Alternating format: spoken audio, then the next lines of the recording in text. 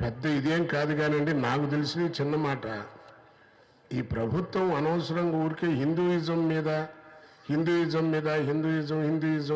అంటుంది.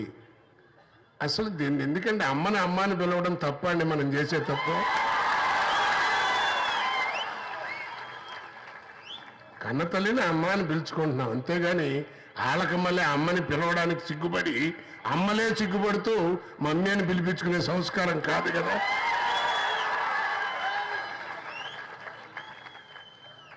అసలు ఏంటి హిందుత్వం, దీని గురించి హిందూయిజం మీద ఎందుకు ఇంత రివల్ చేస్తున్నారు నాకు అర్థం కాదు.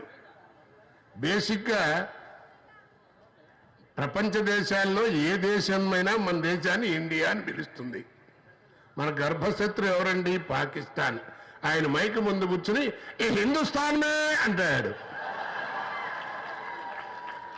మన గర్భశత్రువే హిందూ దేశం అని ఒప్పుకుంటుంది. ఇంకెందుకంటే దీని గురించి డిస్టర్బెన్స్ అనవసరంగా. పిచ్చోళ్ళు కాదు, పిచ్చి మాటలు కాదు.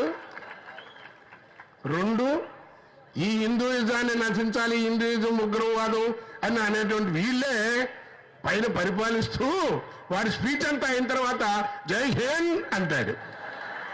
మరి అదేంటో నాకు అర్థం కాదు. మరి ఇది దేశం కాదు, హిందువులు మాట్లాడకూడదు, హిందుత్వం డామినేట్ చేసేప్పుడు మరి నువ్వెందుగా ఈ జై హింద్ అంటున్నావు? అందుకని అద్దం ముందు కూర్చుని అందంగా ఉన్నావు అనుకోవద్దు.